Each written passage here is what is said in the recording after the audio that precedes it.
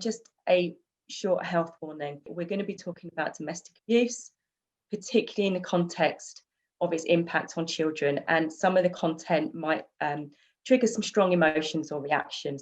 So now I'd like to welcome our guest speakers. We've got Viv Bickham, MBE, who is a Drive expert advisor at national domestic abuse charity Safe Lives. Nikki Langley-Esson, Peabody colleague, who will be awesomely sharing her own experience of growing up in a household with domestic abuse. And finally, Dan Gent, who is Peabody's Young People's Service Manager, and will be talking to us about Peabody's response and how we support young people. So, Viv, I'm now going to hand over to you. Thank you, Natalie, and for the privilege, particularly of being here today and talking on this subject. Picking up, obviously, after the poll that 75% of people on the webinar today have been in a household where domestic abuse exists, really reiterates and reflects the national statistics as well, when we know that 1 in 4 women and 1 in 8 men will have been affected by domestic abuse. And again, just reiterating what you said, Natalie, about if anyone is affected from the content of today, please consider that self-care. And numbers obviously will be available to assist and offer support. But I think for me, it really illustrates why we really need to be speaking about the impact, particularly on children, and most certainly thinking about particularly how we work with those who harm others to allow them to be made accountable for their actions. If I could have the next slide, Natalie. Sorry, Nikki. I work for a project called Drive, and Drive believes domestic abuse is not acceptable or inevitable. We work with high harm, high risk perpetrators, so those who have been assessed as posing the serious risk of harm or murder to people in intimate relationships. We work alongside case managers, and a specific Drive IDVA works with victims and survivors of domestic abuse. We work with people who have separated, but also people who want to remain in a relationship as well. Drive's primary aim is to keep victims and survivors and their dependents as safe as possible. And we work with those who harm others to work at change, and we do that on a multi-agency basis, working with police and social services. We also work alongside agencies to disrupt any ongoing abuse as well. We also work nationally to work with changes at national systems, and Drive, along with other partners, Social Finance and Respect, brought about a project called the Call to Action, which is advocating for a national strategy around domestic abusers.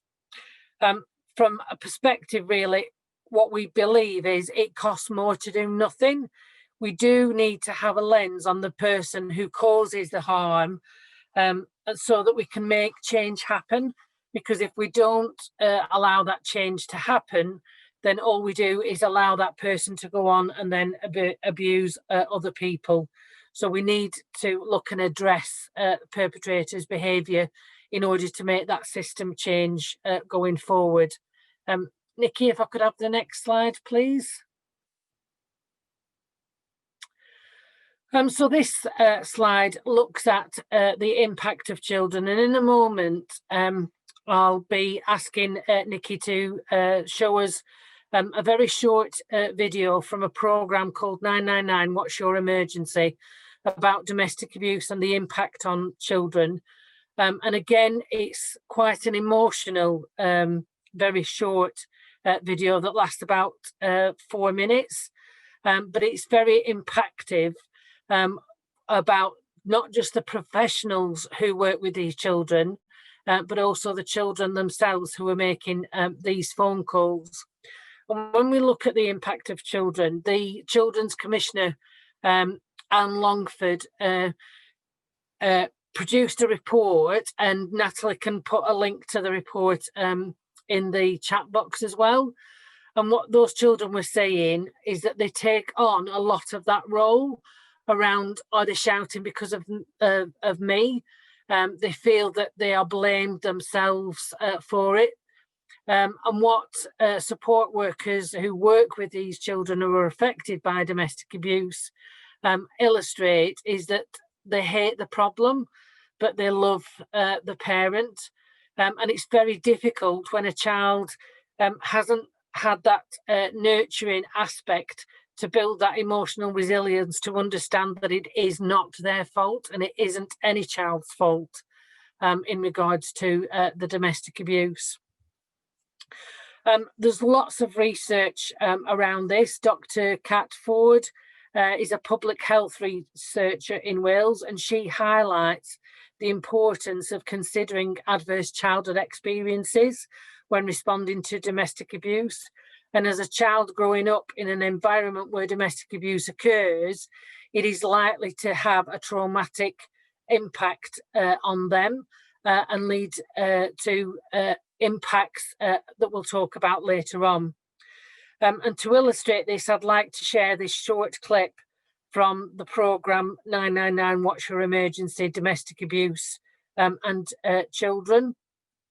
As I say, the health warning is that some may find it distressing to hear, so please turn off the sound and think about self-care. The clip is about 2.5 minutes long. So thanks, Nikki, if you could play the video now. You just want to take him home, don't you? And no, he was a right cute little thing. I looked at him and I thought, such a shame. Fortunately, but the majority of the time when we get there, the men have been removed by the police. And when they are there, if they're still on scene and the police are dealing with them, you can't say anything. You've just got to get on with it and just pretend that, you know, they're not there in the room. And it's difficult. Yeah, very difficult. Yeah. My mum, she's out since my stepdad. She's smashed up like, we've got a wine cooler, she's smashed it up and she's throwing pans everywhere. How old are you? I'm 12 years old. The heartbreaking calls are when a young child, 7, 8 years of age, knows how to ring 999 because mum and dad are fighting. I'd call it police emergency. My mum, my friends are attacking her. Do you hear that? Please. Okay. How old are you? 9. Tell me what's going on. Tell me what's happening. Where's your mum now? Where's your dad? What have they done to each other? It is horrible when you walk away and you've left those kids there. If, you know, the injuries don't warrant going up to hospital or they refuse to go to hospital. And you just know that it's going to happen again.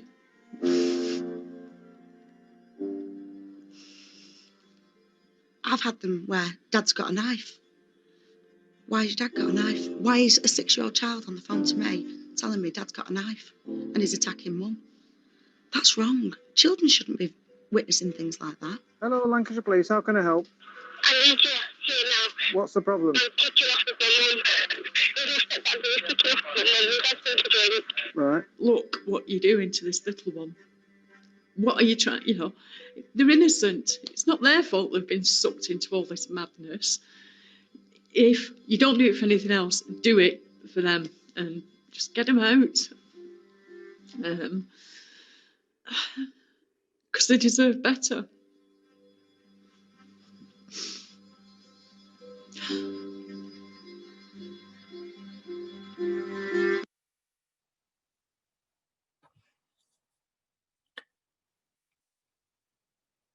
Thanks, Nikki.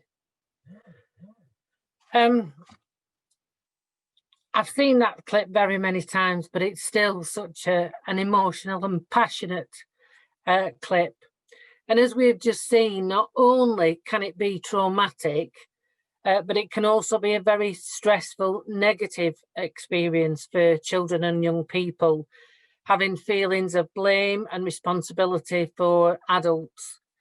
And the impact on their development, attachment styles, relationships, emotional and mental health and well-being can obviously have long-term effects.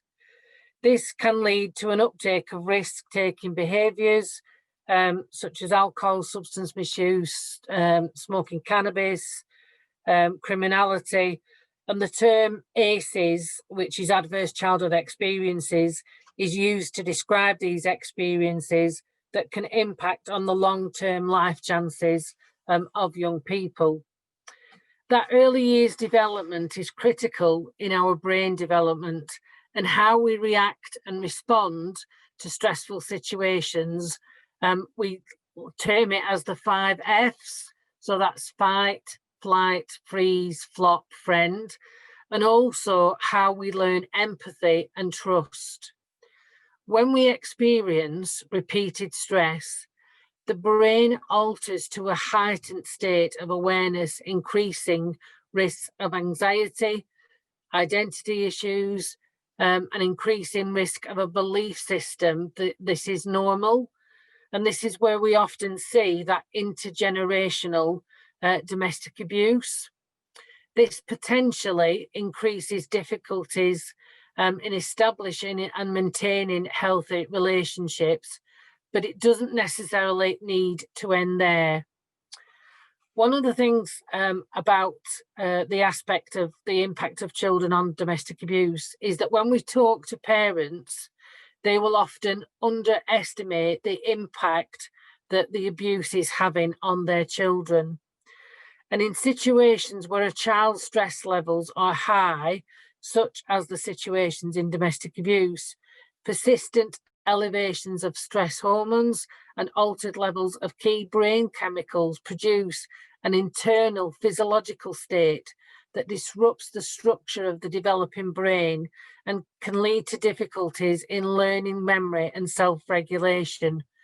And Dr. Bruce Perry talks about the first 1,000 days in a baby's life and up to 3 years, where we have a real opportunity to reverse this in regards to the stimulation of the nurturing aspect, but it doesn't necessarily need to stop there. And certainly one of the things about the research around the brain development now is that we recognise that that can go on up to the age of 45 plus. As a result, children may also experience toxic stress in early childhood and may develop a lifetime of greater susceptibility to other stress-related illnesses, such as cardiovascular disease, hypertension, and diabetes, as well as mental health problems, such as depression, anxiety disorders, and substance misuse. They also are more likely to exhibit health-damaging behaviours such as smoking and adult lifestyles such as drug taking that undermine the well-being and subsequently lead to early death, as researched by Brown. But that isn't to say that there are alternatives, and that when support is put in place and people can build up that resilience, we can overturn those effects. And certainly working from a trauma-informed perspective helps to assist in that adjustment. Children living with domestic abuse do not become used to it or feel the impact any less acutely. It is the duration of the exposure to abuse that can cause the most harm. What we know from the ACEs study is that substantially increased risks of mental illness, witnessing parental abuse in the preschool years predicted externalizing problems in boys at age 16 plus. And for girls, the research highlighted it predicted internalizing problems at the age of 16 plus. Experiencing domestic abuse in early childhood leaves a legacy that appears during adolescent years, especially the research evidences in boys. In predicting behaviour problems, in contrast, it was found the strongest predictor was a climate of violence, chaos and disruption in the home, perhaps especially in the early years.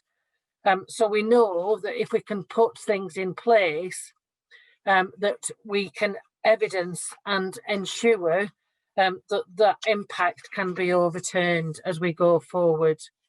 Nikki, if I could have the next slide, please. Thank you. So when we talk about domestic abuse, all families have many changing dynamics and interconnected relationships. In a family, members may adopt or are given roles that they willingly or unconsciously play. And again, I'm going to talk about those in some detail in a moment. Examples of family roles can be children become the mediators of disputes. Sometimes the baby of the family can become the prized child and can do no wrong, the responsible one on whom everyone relies, or sometimes they can be seen as, in inverted commas, the black sheep, who does not fit in and is expected to disappoint the others, so they live up to that label as a troublesome child. Roles that develop or are assigned in families are characterised by women abuse that reflect the unique ways each person adapts and copes with that secret, confusing and dangerous situation in which they live. When we talk from the perspective of research, predominantly it is a gendered issue, but we need also to acknowledge that we have increasingly male victims of domestic abuse coming forward as well, and need to obviously take account of the impact and trauma that it has in those households as well. The impact can have an effect on their response to threat and danger and emotional regulations as children are growing up. And the common term is what we call flipping the lid. And the 5 Fs, freeze, flight, fight, flop and friend, can be seen where we talk about the old brain, which is within the hand, and that regulates our anger and control and overrides our conscious mind where we make those logical decisions. So often when we work with children, we talk about them about flipping the lid and how they can control that. The strategies to deal with often very chaotic and shifting environment is also set against an environment where the rules and regulations within that household are constantly changing. So if we think of models of where a dictator has taken over an island, where everybody does as they're told, the safest place for a child within that environment is to be by the side of the dictator. It's exactly the same in domestic abuse. What we hear is people saying, keep friends close, but your enemies, or more appropriately, those that hurt you, even closer, so that we can keep an eye on them. It is important to think about the prevalence, particularly from the Welsh study, around child maltreatment. And what we also see is that physical and verbal abuse are about 23%, physical abuse 17%, and sexual abuse stands at about 10%. The household trauma, particularly around parental separation and where domestic abuse is identified alongside of mental illness, alcohol abuse and drugs, means that a person who has 4 or more of these is likely to be a significant drinker of alcohol, 6 times more likely to smoke and have early teenage pregnancy, 11 times more likely to smoke cannabis, 14 times more likely to be a victim of criminality in the last 12 months, 15 times more likely to commit violence against someone else, and 16 times more likely to use crack or cocaine or heroin, and 20 times more likely to be incarcerated. And When Welsh completed their study, what they identified is that 14% of the Welsh population between the ages of 18 to 69, 14% of that population had 4 or more of the ACEs that they had looked at. So looking particularly on how they could address that was to look at a more trauma-informed approach and how they could actually do that going forward. If I could have the next slide, Nikki, thanks. So we often see, as I mentioned previously, the roles that children can take on. The key points about family roles is that these roles can be imposed on the child, or it may be just assumed that they can by the child, or they may play more than one role depending on the set of circumstances, because as we know, children can be very adaptable.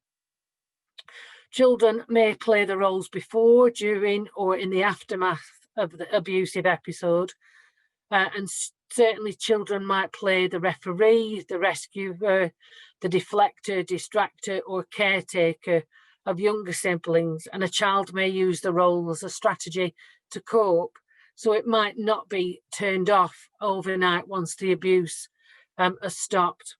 Those roles that are assigned by the abuser can lead a lot of children to feel guilt, grief, and other hurtful emotions, especially sometimes after when the abuser leaves.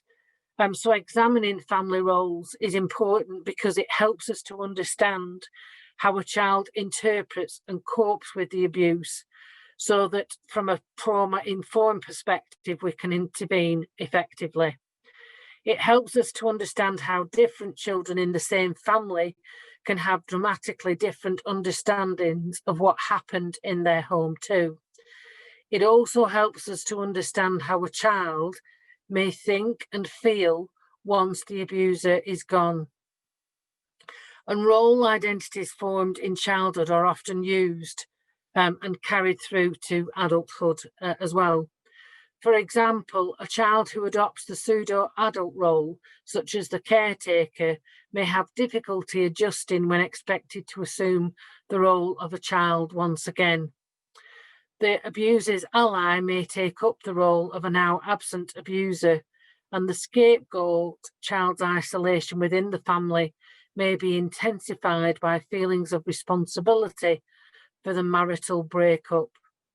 The perfect child may be impatient with and blaming towards other siblings who misbehaved or otherwise triggered abuse by the abuser. Of special note is that assessing the role of each child can be helpful when families continue to struggle with conflict or abuse, even after the abusive person has left the house. These are examples of roles played by children and teenagers in families and characterised by male abuse towards a female carer.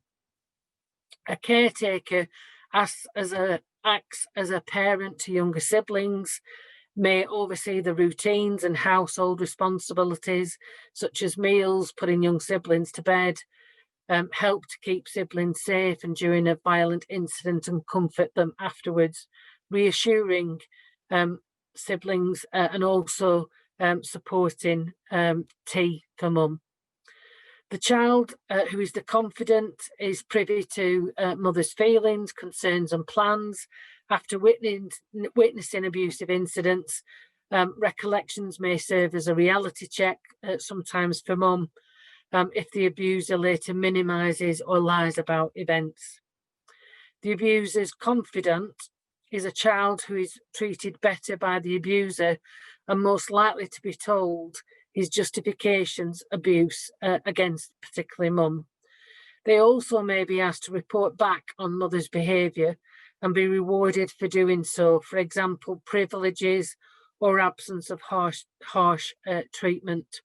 And we often see perpetrators utilising and manipulating children, and particularly where separation has happened and on contact visits.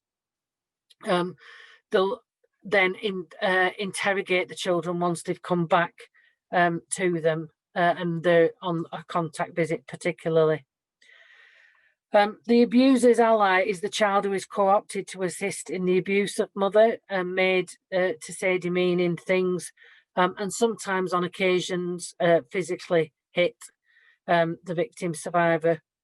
The perfect child is a child who tries to prevent the violence or abuse by actively trying to address the issues, perceiving the triggers by excelling in school and never arguing back. Is very compliant and seeking help with problems. The referee child mediates and tries to keep the peace, particularly in regards to that. And the scapegoat, again, as mentioned previously, is where the child is often blamed for that abuse as they go forward. Just to move on and to end the presentation, Nikki, if I could have the next slide, thank you.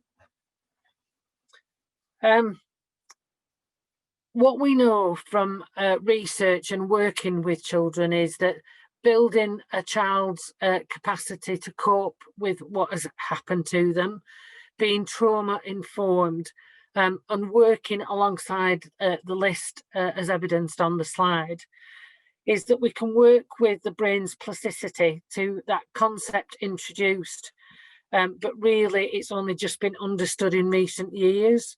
It means that we now know that the brain can change and adapt throughout life, and as it happens at a slower rate as we age, but certainly, as mentioned, when we get to adolescent age, that's a real time of growth for the brain, and lots of changes are going on, and where we know that interventions can have a real long-lasting impact. The brain alters not just physically and chemically in response to what it experiences, but by learning new information and understanding, we can reshape thinking and behaviour, particularly by those affected by domestic abuse. We used to think the brain matured in adolescence and that was the end of its growth, but that's not so. And we recognise now that changes are lifelong, and we can create those new neuronal pathways and habit forming, changing lifestyles throughout adulthood. Using and being influenced by trauma-informed practice is what is really important. So where do we go from here? It's about having positive attention, a place to have safe expression of feelings and a sense of identity and control in life. And certainly what we recognise in working with young people and children affected by domestic abuse, that in any interaction is a possible positive intervention. So thank you for listening on behalf of the families that we work with. And I'm now going to hand you over to Nikki. Give me 1 sec. I just need to get up my notes. Hi, I'm Nikki. I'm Peabody's events manager. I've been with Peabody for about 9 years, I think it was last week. Yeah, so I'm just gonna go straight into my story. So I think I led a perfectly normal, lovely life until I was about 9 years old. My parents were together and happy. Also, I thought, I mean, my mum was actually not that happy because my dad was a notorious cheat. And he actually cheated with many people, but then the final straw was our 18-year-old nanny who lived in our home. We owned a pub at the time, so, you know, once my mum had discovered this, she was, you know, distraught. She knew her marriage was over and that she wanted to get out. So there was a guy who drank in the pub and they hit it off. And one day I came back from school and my mum had packed up my bedroom and she just said, "I'm leaving your dad, we're moving out." So just like that, I had no idea whatsoever. And we left that night and we moved into a flat and he came with us. So at the point there was me, I was 9, my older brother was 11, and I had a a younger brother of 2. And I guess looking back, I realise now how wrong it was. But at the time, I mean, they used to do what you do when you first get in a relationship. You go out and you have fun and you drink, but you know, but you don't leave your children at home. So we were left at home quite a lot on our own, and I think that was his sort of start of controlling my mum. The violence kicked in sort of almost immediately. I don't remember the first time, but it was within a couple of months, and it was always when he was drunk. But he did have a problem, so it was quite often. He wasn't always bad, obviously, like, you know, not everyone's bad all the time. There was fun times, and we, you know, lots of my memories of the time were of me and him dancing around the front room to like rock and roll and you know, whatever. But the pattern started to happen. He was mean, then sorry, you know, then he, you know, then kind and fun, and then mean and sorry, and you know, it sort of just, it started to go round and round and round. Then like our lives changed again. They liked to spring stuff on us. So we were walking to school. I was walking to school, and I got slipped a note from a friend of theirs. They followed me to school and got out and gave me a note, and it said, "You're going to be stolen to Iceland. Like you have to stop this. You have to tell your dad, like that your mum and him are going to take you away." And I was like, "What the hell?" I was only 11. I just started secondary school, so I took the note to my teacher. And she called my mum into the school, and they said, "Oh, it's all a lie. You know, you're going on holiday to see your grandparents. Don't worry about it. Like they're drunk. They're trying to spoil it for you." And so we were like, "Yeah, we're going on holiday. We're going to see Amma and Avir and all of that." So off we got put on the plane the next day. Didn't speak to my dad, and got there, the 3 of us, just the kids. And then my auntie called us into the kitchen and said, "Like, not going back. Like your mum's flying out tomorrow with your stepdad, and you're going to live here forever, and it's great." And whatever. So that was a bit like interesting. And then they flew out, and my mum was now pregnant with my sister. And the one thing that started to really annoy my stepdad was that my brother was getting bigger. So every time he'd hit or abuse my mum, like my elder brother would, you know, try and get involved. So he shipped him off to the countryside to live with my grandparents, and said, "Oh, you know, it'll be good for him. He'll learn Icelandic, you know, get him out the picture." So then it was just me and them again, and I'd try and stop the fighting, but I could only do it with like words or screams or whatever. I couldn't thump him one, unfortunately. So yeah, it all went wrong in Iceland, and we came back and we got split up into various different places for a month or so.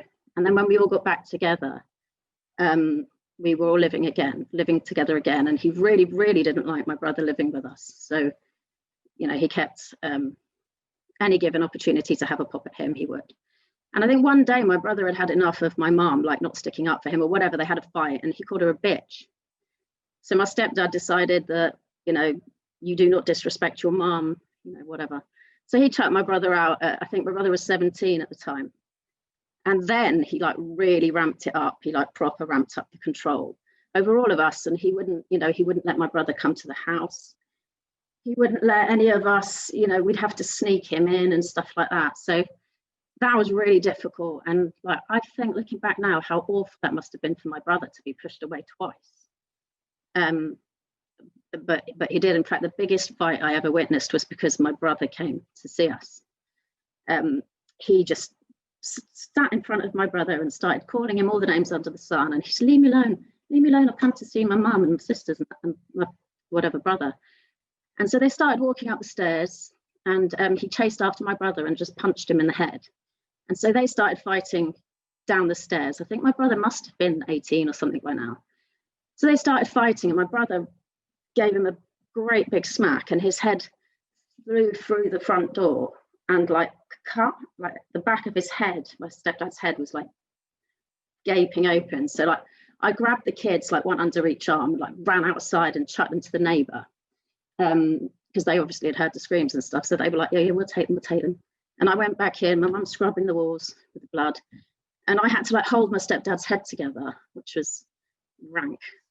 And then the police came, and they didn't really seem to give a monkeys about us. I was saying it was him, like, you need to take him. And he's done this, whatever. And they were so useless. It was my lasting memory of that, how utterly useless I thought the police were.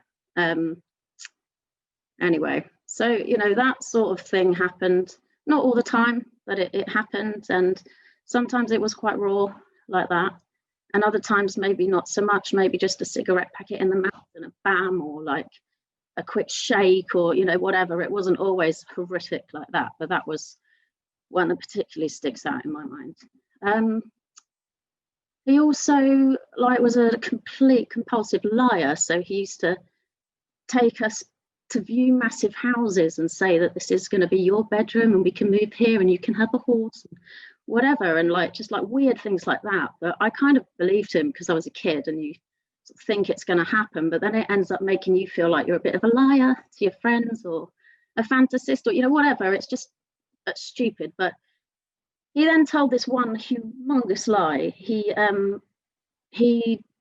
told us that he'd seen a car crash, and the two girls came over the back of the bonnet and died in front of him, and these two blonde girls, and so graphic how he explained it, with the blood and everything.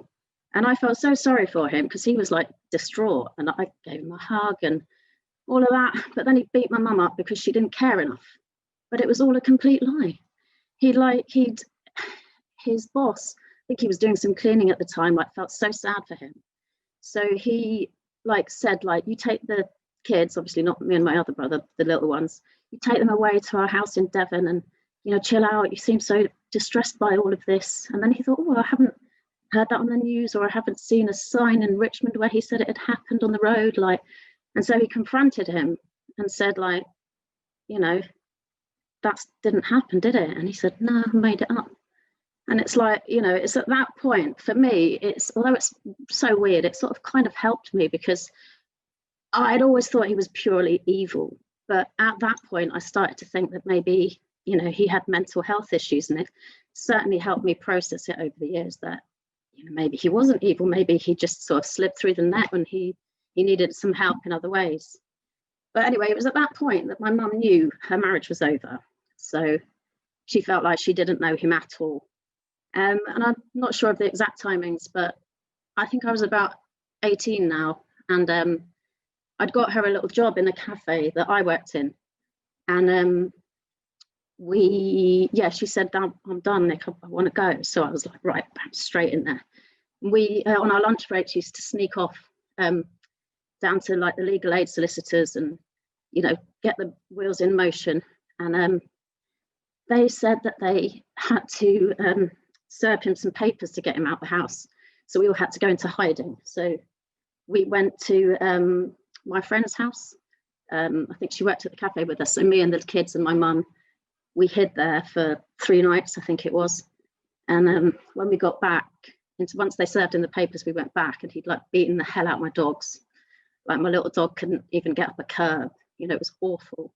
He had lumps on him and stuff. Anyway, you know, he wasn't the nicest of people. So he came back a few times afterwards, and, you know, tried to, I saw him sneaking down like a burglar with a big bag of tools. And that one time I did call the police, and they did come and they moved him on. So that was good. They made me keep him talking. So I quite enjoyed hurling abuse at him out the window, knowing that he couldn't get me. And he tried to steal my sister from school, but we'd already warned the school, so we were one step ahead. Yeah, so that's sort of kind of it. But for me, the bit that I find really, really, really hard is the damage that he's done. You know, alcoholism, drug abuse, depression, confidence is riddled through families, members of my family. And yeah, that's the bit I find really difficult, because it's still rumbling on to this day. But yeah, I don't know why I'm shaking so much now. I'm nearly finished.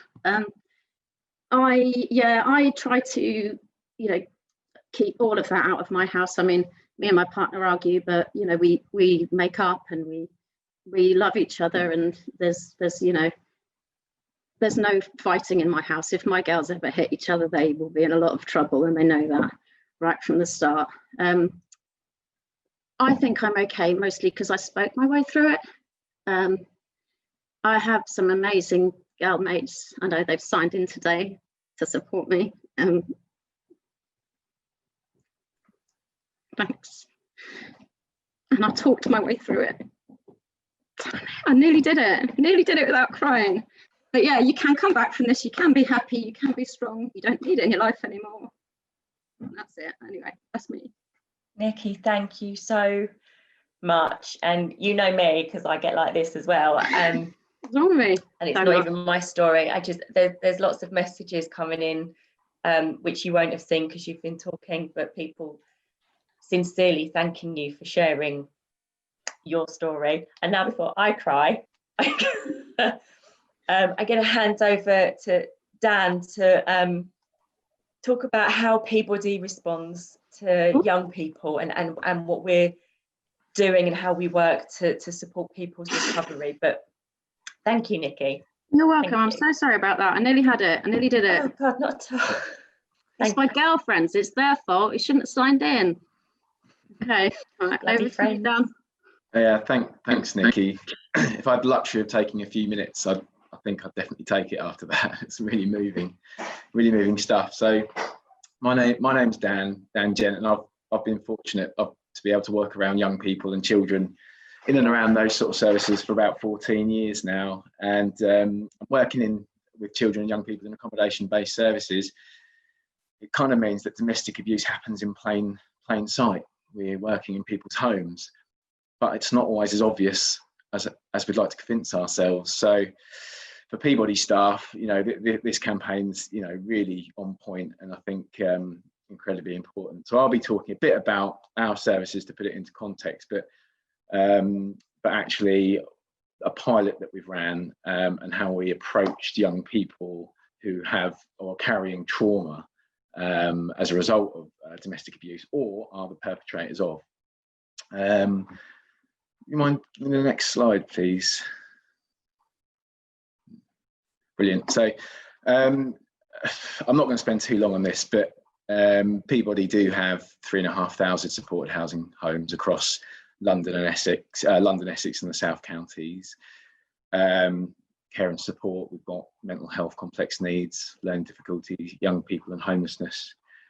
But as it stands right this moment, we've got 177 children in homeless and transitional services just in Essex alone. In 2019 to 2020, we took into service 70 people or families whose primary support need was being at risk of domestic violence. And I suspect that figure is higher because we may have marked it down as homelessness or fleeing violence. So I think that's really just the tip of the iceberg and really does highlight how endemic it is. Can you move on to the next slide, please? So in our services, we support 16, 17-year-olds who are children, and they are in relationships where domestic abuse is present. So you have children inflicting domestic abuse on each other. Teen parents, again, as quite often under 18, so children who have got a young child themselves and they're experiencing a relationship with domestic abuse, and they have obviously the child to bear in mind. Care leavers who have entered the care system after experiencing domestic abuse in the parental home. I mean, that's a very complicated scenario. It's usually one facet of the reason why they're in the situation they're in. And young people who are perpetrators of domestic abuse and have had to leave the parental home as a result of making victims of their parents is what we see. I think it's really easy to forget actually that children can be the perpetrators as well, and not to talk too much about it because Viv's the expert. But we do often see young people in our services who are the perpetrators, and there's no one answer to why that's happened. Before this started, we had a nature and nurture conversation and decided that it shouldn't go any further than a few minutes in because it's such a complex discussion. Could I have the next slide, please? So, I mean, working in our services, what does it look like? I mean, we we witness on a day-to-day basis children making unhealthy attachments to other children, forming relationships where DA is present, and quite often that's a byproduct of attachment disorder, which is a completely vast subject and 2 or 3 days worth of learning in itself. The biggest one for us is experiencing their inability to regulate their emotional responses. So to most people, that looks like poor behaviour, challenging behaviour, antisocial behaviour. So and what we've done traditionally in support housing, we've met that head on, that behaviour, and we have used a punitive approach. And I think, you know, most housing providers will hold their hands up and say, you know, and that still happens, in fact, you know, probably everywhere, but that is the traditional method in which we've used to manage this kind of surface behaviour. But what we're doing is we're kind of failing them there. It's a failed demand because actually we're not taking a trauma-informed approach. There is an underlying reason why this behaviour is present. I think, can we honestly say that approach does that work? Probably not. I think it will make the situation worse, or at the very least contribute to the breakdown in our relationship with that young person or child, making our interactions with them a lot harder. I think the best analogy I've heard about this is if a child was drowning and had gone too far from the beach, you would swim, and they're in distress, obviously, you would swim out to them. You wouldn't swim out to them whilst they're in distress, tell them off for swimming out that far. You would bring them back to the beach, you'd calm them down, you'd make them feel safe, and then at a later point you might say, you shouldn't swim out that far. And it's the same when we're dealing with young people who are in crisis, and to us that might be a broken door or a broken window or not being able to regulate their emotions. However, we need to look at it in the sense of through a trauma-informed lens. You know, think about that child drowning, bring them back, make them safe, make them feel calmer, then have the conversation with them. They're not going to be taking anything in unless they feel safe. Young people in our teen parent provision, you know, we have children that can't communicate. So our staff are picking up on those telltale signs. It's young people, it's children who don't react to loud noises or arguments. It's children that, if given the chance, will crawl towards the support staff and not the parent. I'm just conscious of the time, so I will whiz on a little bit. So can we have the next slide, please? So what have we done? We are going down the trauma-informed road, and we believe that is a good fit for us. And we recently ran a pilot in conjunction with the Essex County Council for 6 months at the young person's high support hostel. Young people weren't told the pilot was happening. We had an independent adjudicator to monitor responses and to gauge how it was going. And we started to see a greater awareness from the staff around the self-importance of self-care, taking breaks, unwinding techniques, and a trauma-informed approach. The cornerstone of that approach is staff well-being, and it's, you know, you might say you put the oxygen mask on first before you can help other people.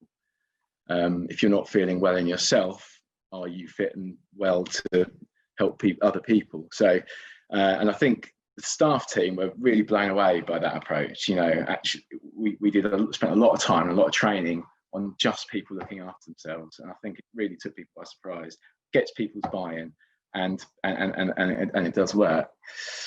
There's instantly greater awareness of the stress response and the impact on trauma of young people.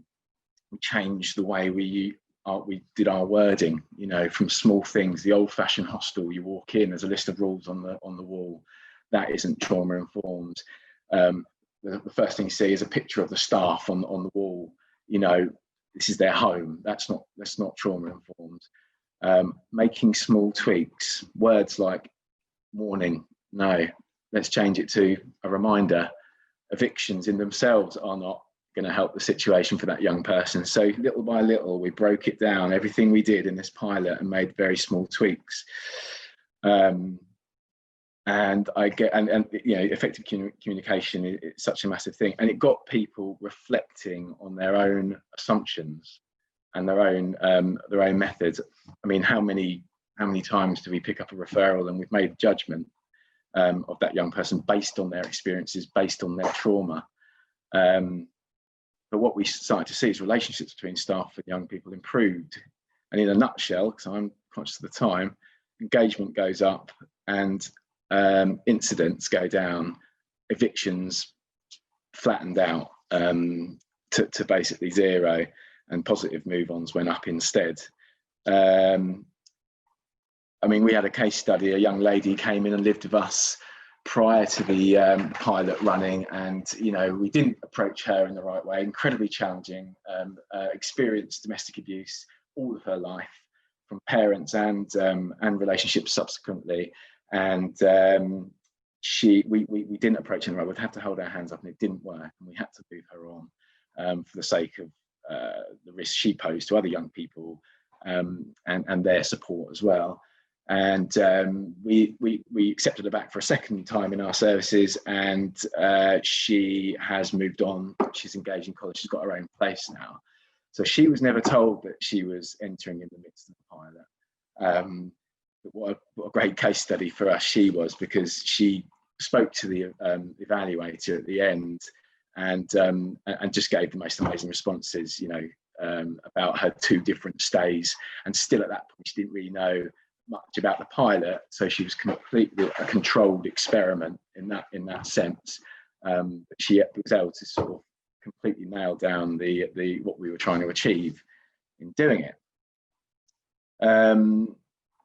I mean, I think just very quickly, because again the time, but talking about putting the oxygen mask on first, you know, Peabody are really invested in this now. We've got vicarious trauma training, reflective practice sessions, trauma-informed care training for staff. It's all about putting that oxygen mask on first, making sure that you're in a fit place to help other people. I would have gone to talk a little bit more about our team parent provision, about how we break the cycle of domestic abuse. Families are strategically placed to break that cycle. You know, we're watching the cycle re-happen. You know, young people in domestic abuse relationships having a child, the domestic abuse is happening, and you know, stick around long enough and we're going to see that child come through our services again. I'm gonna stop there purely because we're a bit short on time and there might be some questions to be asked. So I will hand back to Natalie on that. Thank you, Dan. Okay, so we have had a couple of questions. Viv has been super efficient and answered them already. So I think everybody can see them, but somebody asked about the impact of domestic abuse kind of during the pandemic, and if there'd been, you know, recognition of the increased impact on children.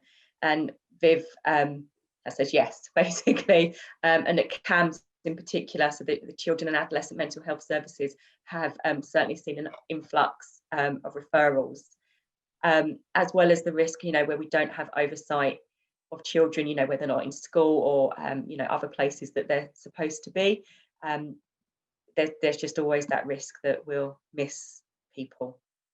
And Stuart asked about the DRIVE project and where the referrals come from. And Viv has responded that they're mainly from the police and MARAC, but occasionally also from the criminal justice system, the probation service, and the community rehabilitation. No, oh gosh, I can't remember what CRC stands for. The other side of probation. Feed into DRIVE, and I've also posted a link there to the evaluation of the 3-year project. Also, just to highlight in the chat, I've posted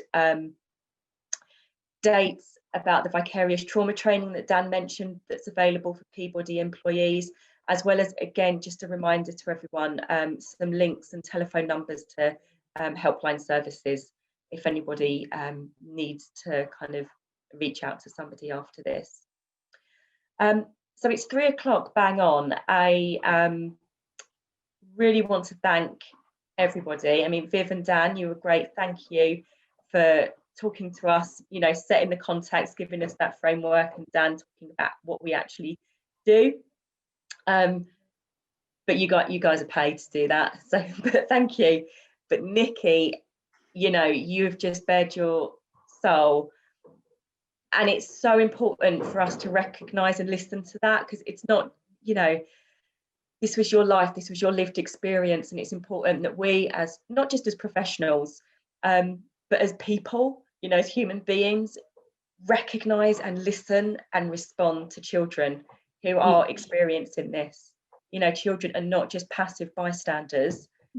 They will be, you know, like Viv says, you know, taking on these roles. And that was really clear, actually, Nikki, in what you were saying. Some of those roles that you adopted to, you know, as a caretaker to your own siblings. Yeah, I was like a mediator as well a lot of the time. I mean, I'd sit there till the early hours of the morning, just trying to make them sort of stop, and then it, you know, then they did.